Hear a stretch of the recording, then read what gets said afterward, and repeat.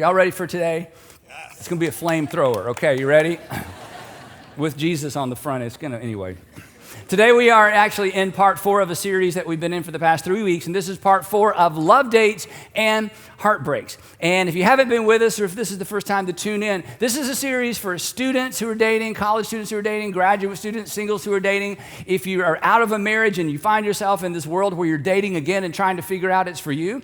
If you're in a committed relationship or you're married, this is a series for you, because we've discovered all kinds of cool things about how to make relationships, existing relationships, better.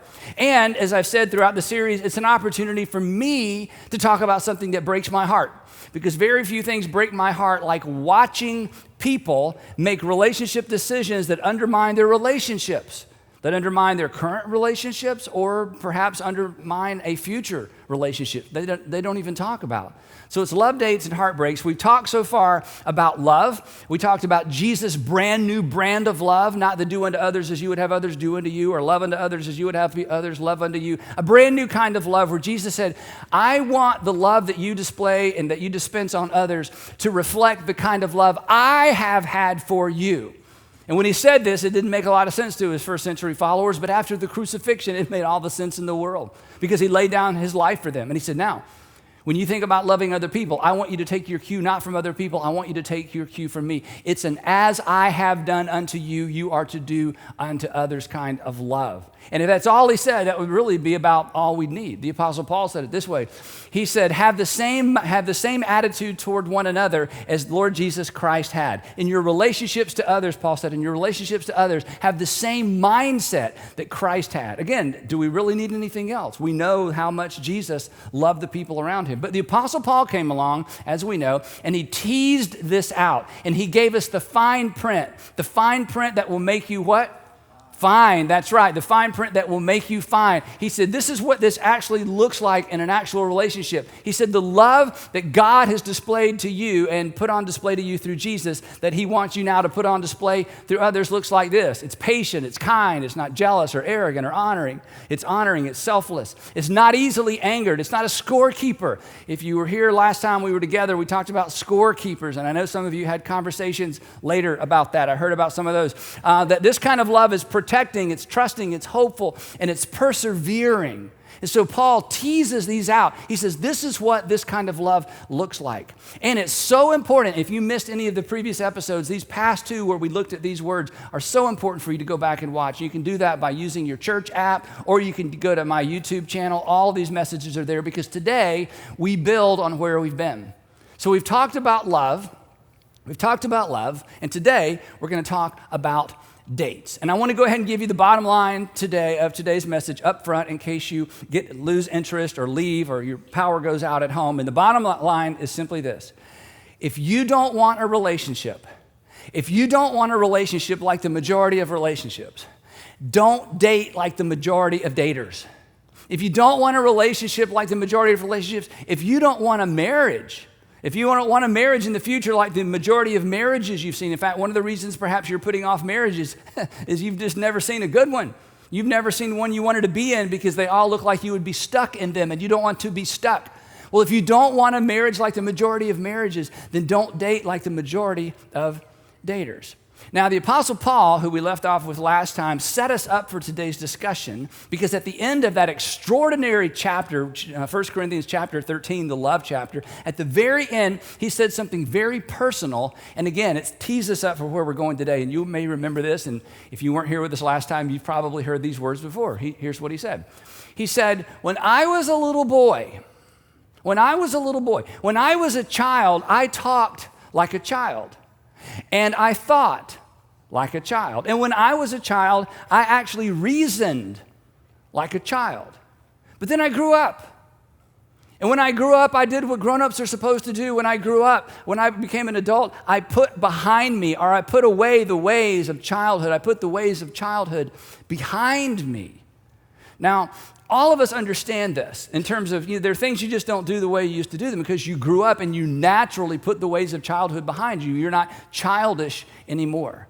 But for some reason that I can't explain, maybe somebody smarter than me can, for some reason in our culture when it comes to dating, it's like we have all reverted back to childhood. And the whole culture of dating has become so childish. But that's not the term we use. In fact, all the blogs and the rants and the articles about dating, nobody talks about childish behavior. The word that our culture has chosen to describe dating in the 21st century is this word, the word complicated. They say, dating is complicated. Dating is just so complicated. Here's a few quotes to kind of set our direction for today. Benjamin says this, online dating is the worst. Each time I ask friends ranging from early 20s to their 40s how the temperature in the dating pool is, I'm met with borderline hostility. He continues, for all the talk of ease that a dating app allows for a potential date, the impression I'm left with is everyone is swimming in a pool they all took a dump in. He's not done. Instead of shocking the water and getting out, everyone decided they needed to keep swimming in the sewage, perhaps even adding to it, because that pool is where people swim. In other words, what option do we have? It's a mess. It's horrible. But hey, if you're going to date, these are your only options. This is your only approach. Shawnee says this. She said, I saw a meme once that read, it used to be, how long do we date before we have sex? Now it's how long do we have sex before we date, before this is actually a relationship. Aiden writes this, we don't communicate our feelings to one another, but instead play this guessing game with no intention of being with that person because it means you care and you're weak because whoever cares the least wins, right? One more, Rebecca writes this. She says, I'm definitely as much to blame as any of the men I meet. I'm often unwilling to make space in my life a relationship needs in order to thrive.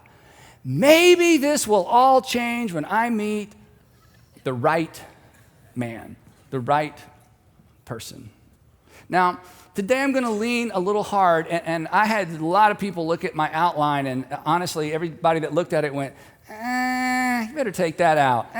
You better take that out. So it got shorter and shorter and shorter and shorter. And I understand that because as I said up front, this is the issue that breaks my heart. And so I tend to get a little bit amped up about it. And I don't want to over-communicate, but I don't want to under-communicate because this is a big, big deal. And here's the challenge from my perspective. When you take something that's designed for an adult, when you take anything that's designed for a grown-up, and you hand it to a child, it appears to that child to be complicated. When you take something that's designed for an adult and you hand it to a child, from the child's perspective, it appears to be complicated. And as long as you and as long as we and as long as culture approaches romance and sexual attraction and relationships like a child, it will be complicated. But it's not actually complicated because children are naturally, what are children naturally? We were all one, we've raised them. Children are naturally impatient, self-seeking, self-centered, selfish, easily angered, easily distracted, ill-mannered, rude. They want to be held until they don't. I want to get down now and go over there and do that right. They pout in order to get their way. So here's, my advice. We just need to grow up and quit acting like children in our dating culture. And it's easy for me to say because I'm married, but I look at what happens in our culture, what's happening in our culture, and we hear the aftermath and we hear the stories. And I just want to grab the culture by the shoulders and say, hey, you know how to do this. Just grow up. Let's put the ways, like we've already done in so many arenas of our life, let's put the ways of childhood behind us. Because if you don't, it makes one of the most fascinating, powerful, extraordinary things in the world too complicated. It makes it all unnecessarily complicated. And I would say to people in our culture, and it makes you as an individual unnecessarily susceptible to the right person myth. The version of the right person myth that says it doesn't matter how I treat the wrong persons because when I meet the right person, I will become a better person. That it doesn't really matter how I treat her because I'm not going to marry her. It doesn't matter how I treat him. I'm not going to marry him. It doesn't matter what I do in this particular season of my life because I don't plan on getting married in this particular season of my life. It doesn't really matter what I do in graduate school because I'm going to get my career going, and then after my career, I'm going to settle down. So it doesn't matter how I treat these guys. It doesn't matter how I treat these women. It doesn't matter. I'm on my way going somewhere, and when I meet the right person, I'm going to settle down. But between now and then, it doesn't matter because I'll become a better person. When I meet the right person, I'll become a better person. You won't. It doesn't work that way. And you will have missed the season of your life that you have to prepare for that day. And if you miss it, and it's gone. You'll just be on your better behavior. You'll be on better behavior for a while. And this whole thing leaves you, again, it just leaves you unprepared. It leaves you unprepared because you will not have taken the opportunity to exercise your relationship muscles. You have to exercise them. Now, some of you were forced to exercise your relationship muscles growing up because you grew up in a home where your parents forced you to exercise your relationship muscles. And if so, you're ahead of most people. I hope you take advantage of that preparation. But some of you weren't. Or some of you were, but you just walked away from it and said, that's just so old-fashioned. And my parents, they live in a small town. They don't really know what's going on. I don't think that really works in the real world. But the truth is, to prepare for the future, to be prepared for the future, you have to prepare. And here's the thing. Actual dating is exercise. Dating is preparation. Actual dating actually requires something of us. Dating is risky. Dating the right way is healthy because it is preparation. Dating, come on, let's face it, it surfaces our greatest fears. Sometimes it certainly surfaces our greatest insecurities and some of our greatest anxieties. So it's no wonder that people want to avoid actual dating and look for a substitute or a workaround. A substitute or a workaround that won't force you to exercise your relationship muscles, your courage muscle, your self-control muscle. Do you know where you learn self-control? You learn self-control when you have to use self-control. When you don't have to have self-control anymore, you don't exercise your self-control muscle. Now is the time that you exercise your self-control muscle for the future. Did you know that? You exercise your courage muscle, your self-control muscle, your honor muscle. You gotta use that thing, right? And your plan and prepare. All of these are necessary for an actual relationship. Now, as we've seen so far in our time together, when it comes to relationships, the New Testament is extraordinarily helpful. It's immensely helpful. When it comes to relationships, the New Testament is great because in the New Testament, we find this overarching command that Jesus gives us. In the New Testament, we find all of these applications of Jesus' overarching love as I've loved you command. But when it comes to dating, not so much, okay? There's no dating advice in the New Testament or the Old Testament because back then, married people were committed to each other or promised to each other by their parents, and so there was no dating culture. There was no adolescent culture. There was no singles culture. Back in all ancient times, women guarded their virginity like they were guarding their life because they were, in most instances, having to guard it to guard their life and to guarantee themselves a future of any kind. It was an honor-shame culture. Dignity was not determined by the fact that you were a human being. Dignity was determined by who you were related to, what nation you had citizenship in, and how much money you or your family had. And then Jesus came along. This is why everybody should be a Jesus follower. Everybody should be a Jesus follower because Jesus came along and introduced for the first time in a holistic way dignity for the entire world and everyone who's ever born. It's through, in fact, Jesus is the one that argued for or paved the way for human rights. Did you know that? For women's rights, for children's rights, for minority rights. But with all of that having been said and done, and with all the instructions we find in the New Testament, he didn't, and no one in the New Testament said anything about dating. So, from this point on in the message, this is not thus saith the Lord. It's just thus saith me. Okay? So these are my opinions. These are my insights, but they're not insights from a vacuum. They're insights from years and years and years of talking to people who've done it right, done it wrong, who've navigated it successfully, 31 years of marriage and 31 years of talking to people who've been married and done it the right way and the wrong way. So I believe what I'm about to tell you is extremely, extremely important, but I just want you to know, no scientific research has been done. This is pretty much my opinion. You got that? So I don't expect anyone to take any notes. Now, I got to lay the groundwork, and again, I said I was going to push a little bit, so I'm going to start with this. To set the stage for these 5 rules for dating, I need to say something to the ladies.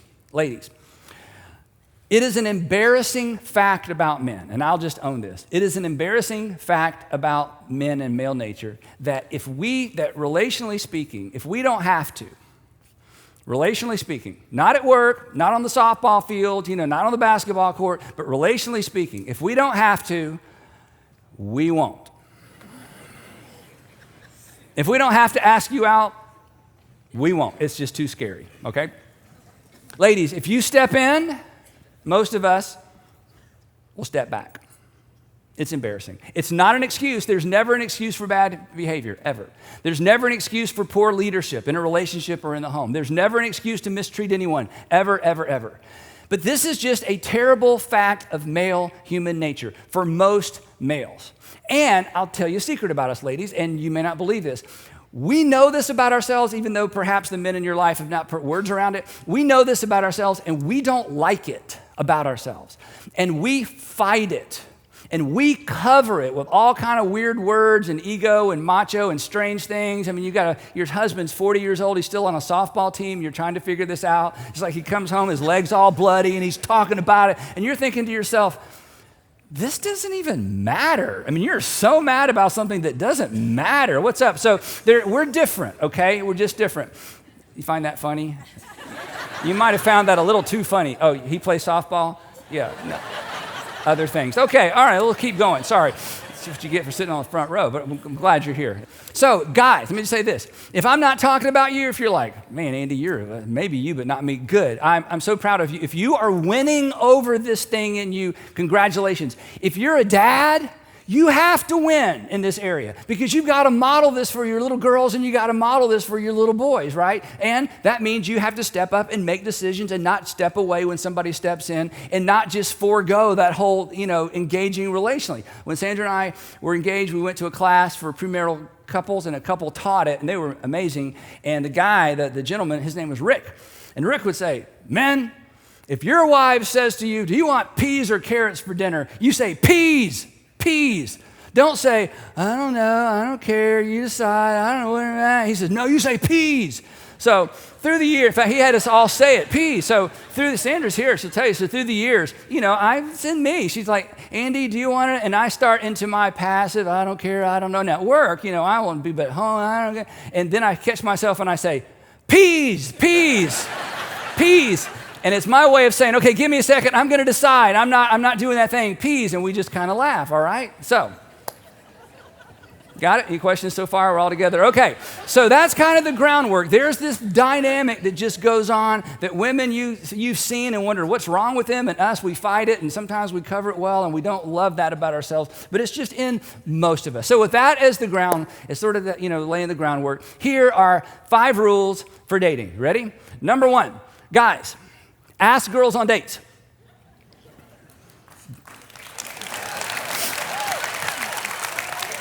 The guys are like, why are they clapping? Use the word date. I would like to take you on a date too. No more, hey, you want to hang out? Hey, you want to do something sometime? Ladies, aren't you sick of that? It's like, yes, make a decision, come on. Because men, again, and we don't do this on purpose. Here's the thing. Clarity is honoring. Clarity shows respect. Ask a woman to do something specific on a specific day at a specific time. To which, when I hear that, if I'm sitting where you are and I hear that, here's what I think as a guy. But that means like I have to plan.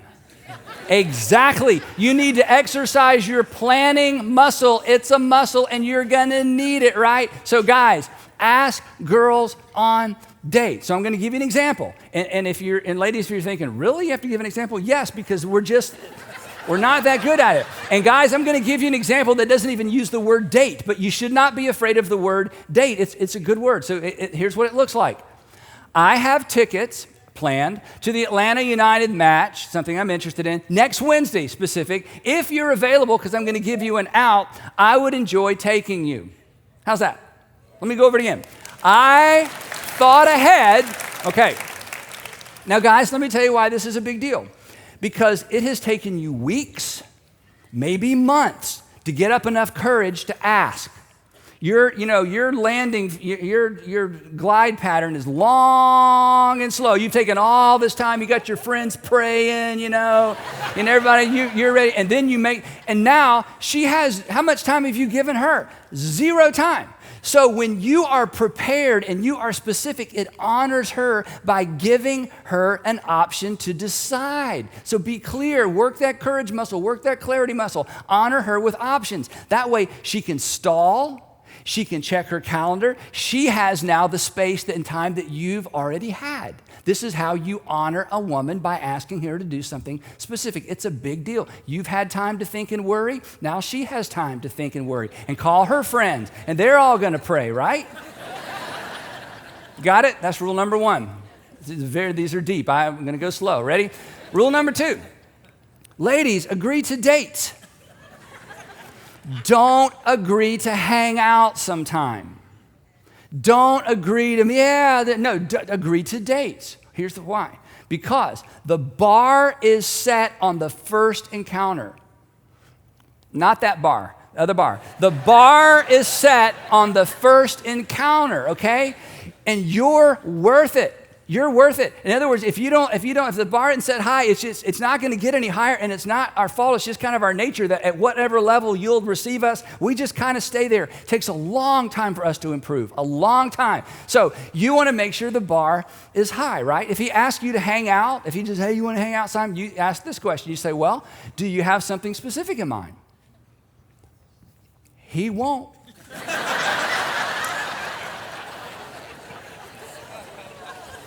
And if you say yes, he never will. It's just the way many of us are wired. And ladies, don't do this. Don't say, well, would you like to go to coffee sometime? Because then he'll say when, and now you're asking him out. Okay? And guys, if a woman pushes back and asks for specifics, listen, guys, come on. She's not being okay? Look up here. She's complimenting you. She's saying, you know what? I think you have the capacity to date. I think you have the capacity to plan. I think you have the capacity to show honor.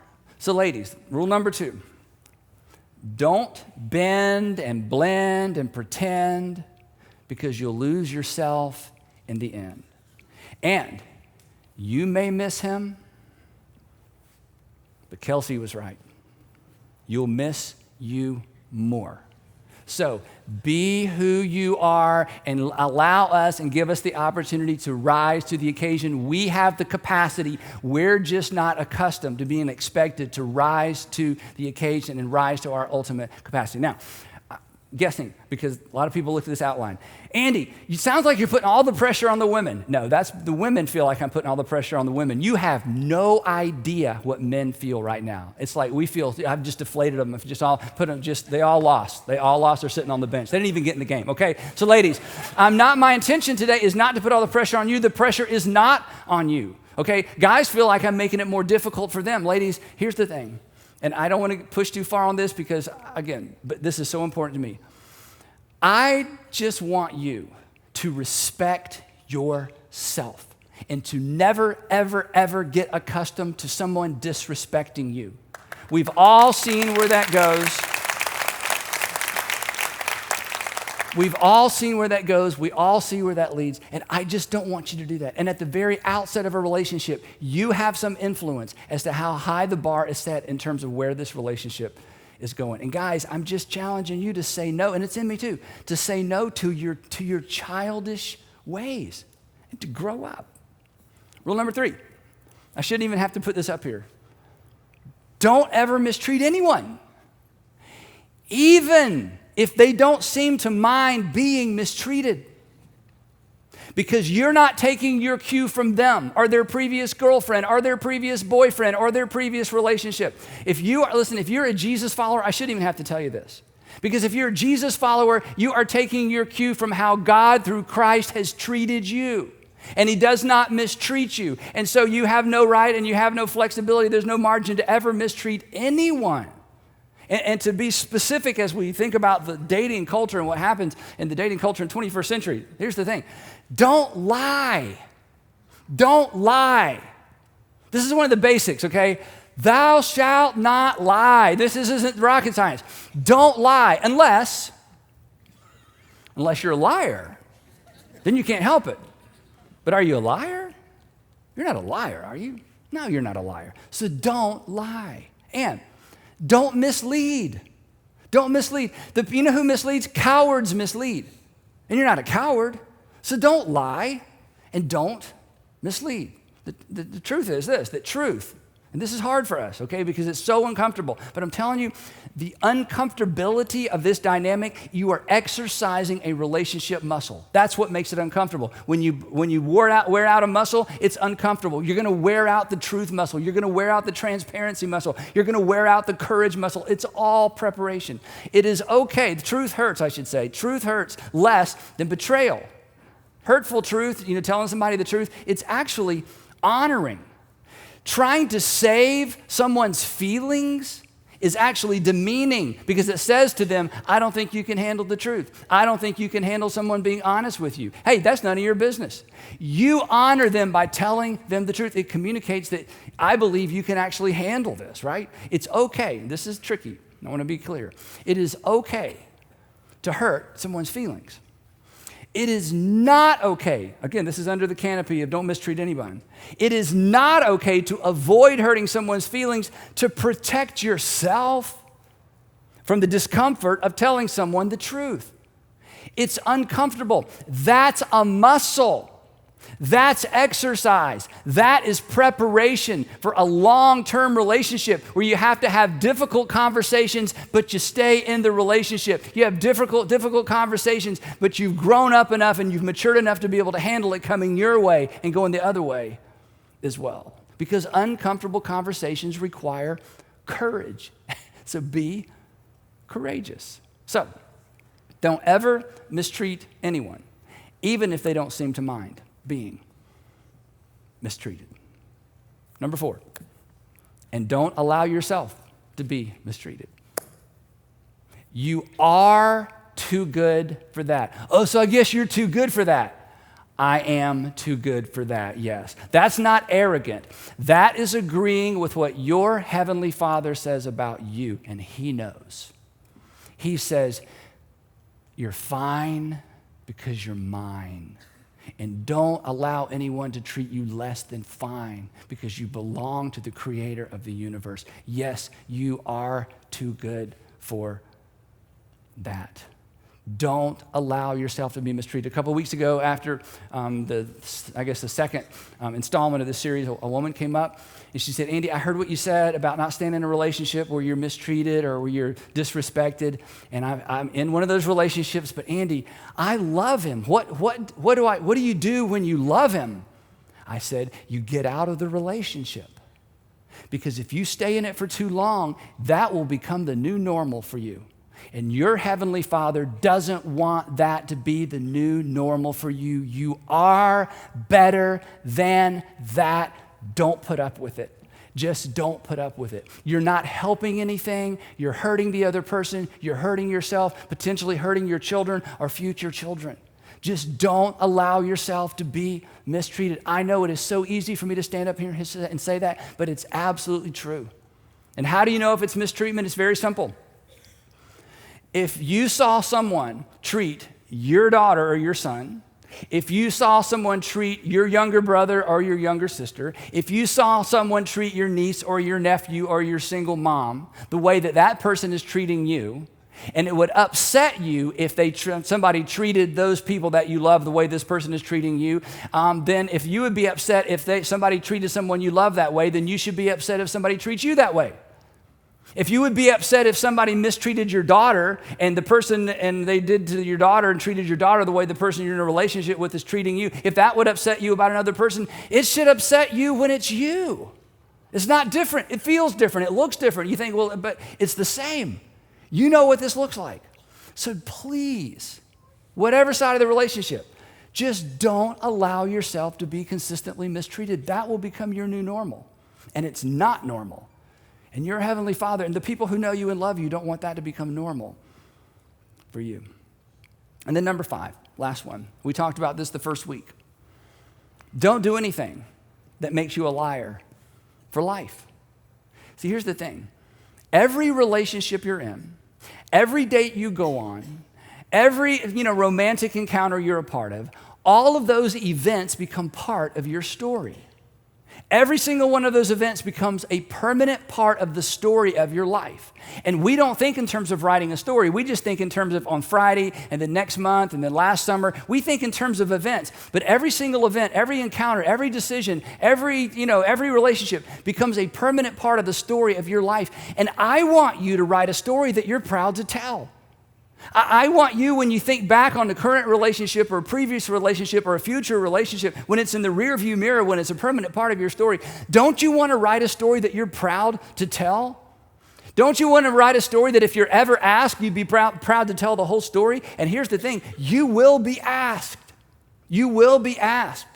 And if you're not careful, you will become a liar for life because there will be seasons and chapters and relationships that you don't want anyone to know about and that you kind of skim over and it's really nobody else's business, but you carry it with you as a permanent part of your story. And there's nothing you can do about your past. But from this moment on and from this moment forward, you have an opportunity to write a different dating script, a different moral script, a different relationship script. And a good story is, for years I wandered around and kind of gave into cultural expectations, but then there was a specific date when I made a specific decision, and since that time, I have written a newer, better story. Don't do anything else that makes you a potential liar for life. You're writing the story of your life. You have an opportunity from this moment forward to write a really good one. Now, if everything I've said so far seems like, okay, Andy, the rumors are true, you live in a closet. They bring you out on Sunday and wind you up and you and then the battery runs out and they put you back in the closet because you have no earthly idea what's going on in culture. Here's my suggestion. This afternoon when you go home, or tonight when you go home, or whenever you get home, I want you to get an empty cardboard box. Now, if you don't have one, just wait a couple days. Because the box is going to show up on your front porch or in your garage, and you don't know what it'll be because you can't remember what you ordered. But anyway, after you get it all out, you'll have an empty cardboard box. And I'm serious about this. And I want you to find some time when you can be alone, and I want you to stare into that empty box, and I want you to do a little mental exercise. I want you to take all the good things. I want you to take all the good things that you've accumulated mentally from binge dating, hookups, lying your way in, lying your way out, pregnancy test, can't remember exactly, guilt, shame, heartbreak, embarrassment, and stories you hope no one ever finds out about. I want you to take all the good things that have come from this, and I want you to put them in that box. And what do you You don't have anything, right? You add it all up, and the sum total of all of that is, in some cases, just a past that you're going to lie about, or a past that, or things you hope no one finds out about, or a past that is not going to serve you well in the future. A past that not only doesn't prepare you for the future, it becomes a drag to the future. A past, and we're going to talk about this next week, don't miss next week. A past that you're going to be tempted, and this breaks my heart, that you're going to be tempted to smuggle into your future. But it's not going to stay hidden forever because those kinds of things never do. A past that you wouldn't wish on your sons or daughters or nieces or nephews. And when you look at all the stuff in that box, would you want that for the people that you love? And if not, grow up. Let's grow up. And would you be willing to put your childish selfish, short-sighted ways behind you, my advice is that you just don't put anything else in that box. And you get a new box and you start over. And here's what you'll discover: that following Jesus in the realm of romance and following Jesus in the arena of personal relationships, that following Jesus in that area will almost instantaneously make your life better and make you better at life. Because following Jesus in this area of your life will prepare you and protect you. It will prepare you because he loves you, and it will protect you because he loves you. So, if you don't want a relationship like the majority of relationships, don't date like the majority of daters. In fact, you may need to take a break from the entire scene. And we will pick the discussion up right there next time in part 5 of Love Dates and Heartbreaks.